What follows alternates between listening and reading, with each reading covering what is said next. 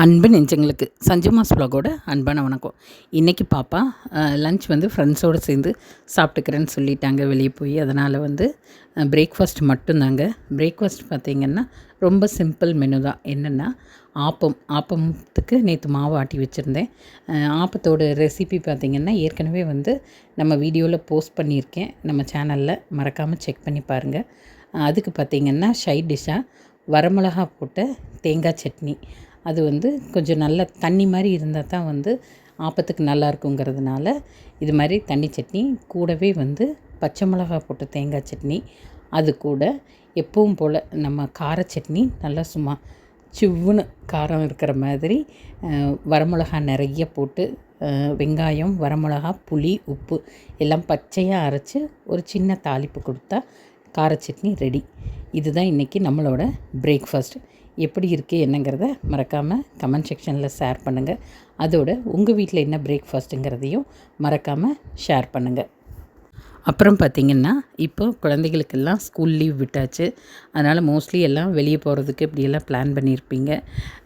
நான் சொல்கிற ஒரு சின்ன அட்வைஸ் என்னென்னா, முடிஞ்ச வரைக்கும் சின்ன குழந்தைகளாக இருந்தாங்கன்னா அவங்க கூட நிறைய டைம் ஸ்பெண்ட் பண்ணுங்கள்.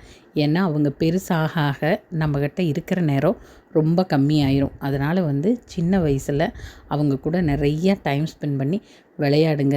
கூடவே நம்ம வேலை செய்யும்போது புதுசாக ஒரு சின்ன சின்ன வேலைகள் அவங்களே கிச்சனில் இது செஞ்சு கொடுறா, ஐயோ நீ செஞ்சு கொடுத்து சூப்பராக இந்த டிஷ் வந்திருக்குது அப்படியெல்லாம் சொன்னிங்கன்னா அவங்களுக்கு ரொம்ப இன்ட்ரெஸ்ட் ஆகிரும். அது மாதிரியெல்லாம் பண்ணுங்கள். நான் என் பொண்ணுகள்லாம் சிறுசாக இருக்கும்போது அப்படி தான் பண்ணுவேன். என்னென்னா வேலை இருந்தால் இருந்துட்டு போகுது, அப்புறம் சமைச்சிக்கலான்னு சொல்லி அவங்களோட ஒன்றா உட்காந்து விளையாடுவோம். எல்லோரும் சேர்ந்து டிவியை போட்டுவிட்டு 4 பேருமா படுத்துக்கிட்டு பார்ப்போம். அப்புறம் பார்த்திங்கன்னா சமையல் பண்ணும்போதும் அப்படி தான். ஒவ்வொரு நேரம் டென்ஷனில் கத்துவேன், ஒவ்வொரு நேரம் பார்த்திங்கன்னா எல்லாருமா சேர்ந்து சமைப்போம். எல்லாருமா சேர்ந்து உட்காந்து சாப்பிட்டு அதே போல் டைம் ஸ்பெண்ட் பண்ணுவோம். இதெல்லாம் இப்போ தெரியாதுங்க. குழந்தைங்க பெருசாகி ஹையர் ஸ்டடீஸ் போகும்போதாகட்டும், இல்லை அவங்க ஒரு ஜாபுக்கு இப்படியெல்லாம் போகும்போது ரொம்ப ஃபீல் பண்ணுவோம். அதனால் முடிஞ்ச வரைக்கும் சின்ன குழந்தைகளாக இருந்தால் அவங்க கூட நிறைய டயத்தை ஸ்பெண்ட் பண்ணுங்கள். நான் சொல்கிறது கரெக்டுங்கிறவங்க கமெண்ட் பண்ணுங்கள்.